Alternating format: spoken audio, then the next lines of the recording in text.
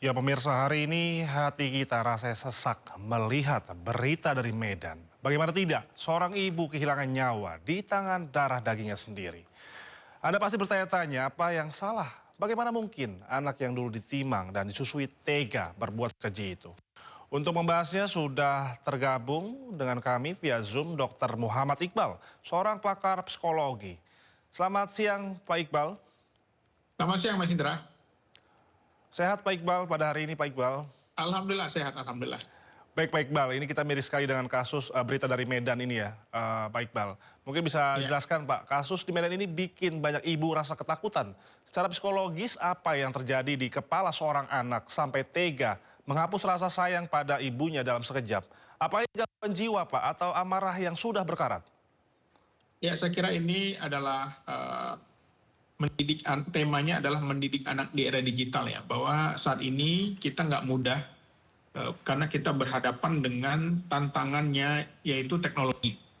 Teknologi informasi telah membuat anak-anak mungkin berhadapan dengan kecanduan, berhadapan dengan masalah stabilitas emosi, termasuk juga kematangan psikososialnya. Jadi saya melihat kasus ini selain agresi, ada juga masalah dengan adiksi. Yang ini memang membuat anak-anak menjadi lebih agresif. Banyak sekali laporan-laporan guru BK di sekolah saat ini kepada anak-anak adalah tentang anak-anak adalah mereka-mereka yang sulit tidur, mereka-mereka yang prestasinya menurun, mereka-mereka yang tidak bisa disiplin, karena banyak anak-anak ini yang kecanduan game. Yang kedua adalah temanya juga berhubungan dengan pola asuh. Ini penting. Orang tua terkadang merasa dia mendominasi semua apa yang harus dilakukan pada anaknya. Bahwa dia tidak mau mendengarkan anaknya. Bahwa semua harus tergantung pada dia. Padahal anak sudah belajar di media sosial, dia sudah melihat di berbagai tempat tentang bagaimana pengasuhan yang ideal, tentang bagaimana harusnya orang tua berperilaku. Sehingga anak memiliki pertimbangan-pertimbangan. Jadi, saya melihat dalam perilaku ini Mas Indra, kita harus melihat semuanya komprehensif. Dalam kasus kekerasan yang dilakukan anak, dia tidak mungkin berdiri sendiri. Ada faktor stresor dari internal, ada push faktornya yaitu mungkin rumah tangganya apakah orang tuanya harmonis atau tidak. Yang kedua adanya kekerasan yang dilakukan almarhum atau tidak. Yang kedua adalah faktor media yang membuat dia menjadi tidak memiliki pertimbangan yang matang, agresif, dan juga social learning. Dia belajar dari apa yang dia lihat di luar sana melalui media sosial. Mungkin bisa ditambahkan Pak Iqbal, ini kan pelaku sering banyak kita melihat anak-anak ini berperilaku seperti biasa saja di mata tetangga maupun juga terhadap orang tuanya juga ya. Tapi mengapa anak ini tampak normal dan tapi tiba-tiba brutal? Apakah pemicu terakhir yang biasanya membuat mereka ini bisa meledak-meledak, Pak Iqbal? Ya, dalam psikologi perkembangan, seorang anak itu belum memiliki saraf dan kognitif yang sempurna, sehingga dia tidak memiliki pertimbangan yang matang. Ada namanya PFC ya, prefrontal cortex, yang ini tugasnya mengendalikan untuk mempertimbangkan konsekuensi dan mengatur empati. Artinya, ketika seorang anak melakukan kekerasan yang ekstrim, tindakan tersebut hampir tidak pernah berdiri sendiri, melainkan merupakan akumulasi dari tekanan emosi dan kronis yang tidak tertangani. Jadi banyak juga penelitian menunjukkan bahwa agresi berat pada anak sering berakar pada emotional dysregulation, yaitu ketidakmampuan mengenali, menenangkan, dan menyalurkan emosi intens secara adaptif. Dalam kondisi ini kita melihat kemarahan yang tidak lagi berfungsi sebagai sinyal emosi, tetapi melainkan berubah menjadi dorongan yang destruktif.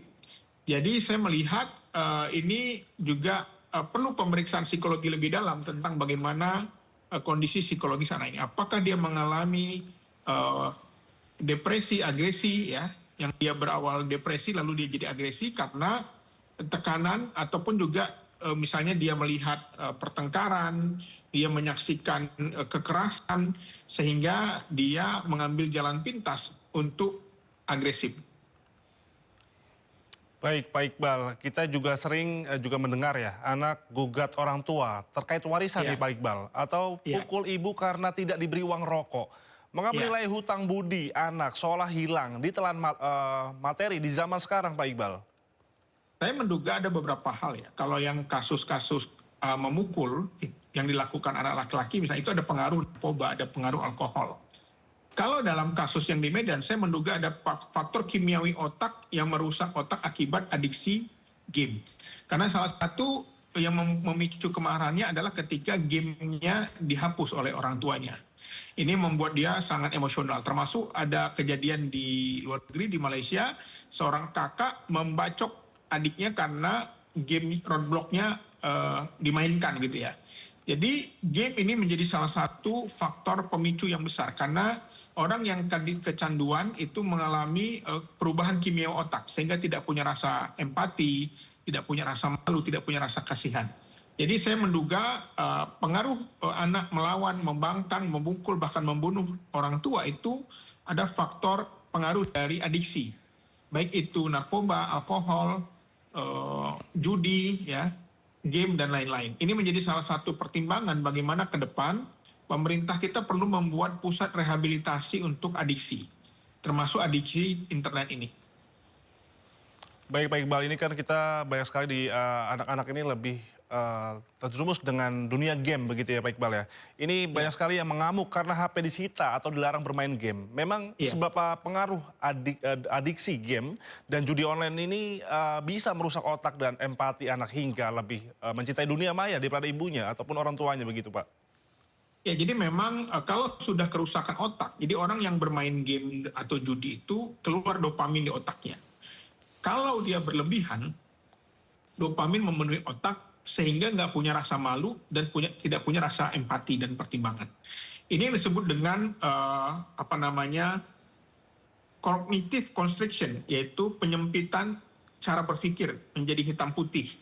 Ya, jadi dia tidak punya pilihan jalan tengah, tidak punya kebijaksanaan, sehingga muncul juga apa yang disebut dengan frustasi, agresi, yaitu agresi ekstrim yang sering muncul ketika frustasi berlangsung lama tanpa saluran ekspresi yang aman dan adaptif.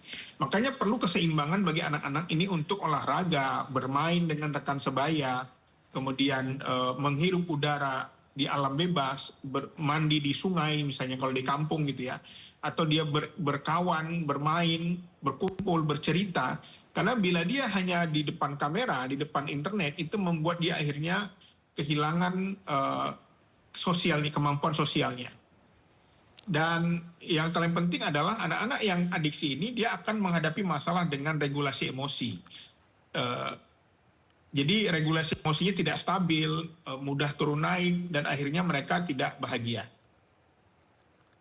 Baik Pak, ini kan apakah pengaruh kekerasan anak terhadap orang tua ini adalah faktor ekonomi Pak? Ada juga mungkin dalam banyak kasus anak agresif sering ditemukannya karena sosok ayah yang sering absen Pak atau fatherless.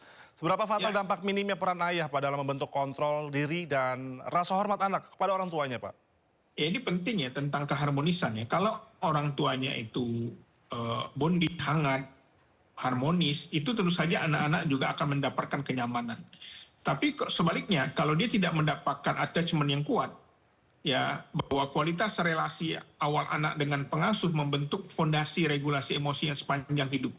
Anak yang tumbuh dalam relasi penuh konflik, penolakan emosional, atau komunikasi yang didominasi ancaman berisiko akan mengembangkan regulasi emosi yang maladaptif. Dia susah beradaptasi, selalu dimarahi, selalu dibentak ya, dan dia takut. Akhirnya menjadikan orang tua itu sebagai ancaman. Dan juga paparan stres kronis dalam keluarga juga dapat memicu kompleks development trauma ya, yang sering tidak dikenali karena tidak selalu melibatkan kekerasan fisik. Trauma ini dapat menurunkan empati, meningkatkan kemarahan, dan melemahkan kemampuan reflektif anak. Jadi penting bagi orang tua untuk menjaga keharmonisan, jangan berantem di hadapan anak, jangan menunjukkan keburukan di depan anak, jangan membuat rumah menjadi tidak nyaman, sehingga anak merasa menganggap keluarganya adalah ancamannya. Baik Pak Iqbal, seringkali kita juga sering melihat ya, merasa sudah memberikan segalanya, tapi anak justru malah membenci kita secara diam-diam Pak Iqbal nih. Apa kesalahan Iya. komunikasi ibu yang tanpa sadar justru membangun tembok permusuhan dengan anak Pak? Ya ini soal cara komunikasi ya, bahwa terkadang orang tua karena sayang melarang anak, tapi dengan cara yang tidak tepat. Sekalipun dia anak, dia tetap ingin dihargai, dia ingin tetap diapresiasi, dia ingin tetap dibahagiakan, digembirakan, dipuji. Nah ini penting bagi kemampuan komunikasi karena sekarang dalam konteks modern, krisis psikologis anak tidak dapat dilepaskan dari ekosistem digital, tempat mereka tumbuh. Mereka media sosial, game daring, termasuk platform ya. Seperti ada sekarang rame Roblox, ada Pertanyaan dong, majelis jangan Roblox, pindah-pindah dong. dan Pak. lain-lain. Ya, gimana? Baik Pak, berarti mungkin ada gejala-gejala kecil yang perlu kita ketahui Pak, untuk mencegah terjadinya hal negatif yang terjadi pada keluarga, terutama anak ini melakukan kekerasan terhadap orang tuanya nih mungkin Pak. Ya, saya kira ini penting ya tentang bagaimana orang tua membangun komunikasi, membangun bonding, kehangatan, dan yang terpenting adalah anak-anak ini harus hidupnya itu seimbang ya. Makanya penting ruang-ruang untuk menyalurkan bakat, hobi, ya, termasuk yang berkaitan dengan fisik. Karena sesungguhnya tubuh manusia itu terdiri dari kognitif, afektif, dan psikomotorik. Banyak orang selama ini terlalu fokus kepada kognitif, kecerdasan akademik, tapi lupa dengan sosial dan fisiknya. Nah, kalau dia fisiknya digerakkan, tumbuh, berkembang, itu juga berdampak kepada kesehatan kognitifnya. Baik, terima kasih Pak Dr. Muhammad Iqbal selaku psikologi Terima kasih, Mas psikolog. Selamat untuk kesempatannya Pak dan sehat selalu Pak Iqbal. Terima kasih. Selamat siang. Terima kasih. Assalamualaikum. Waalaikumsalam. Ya.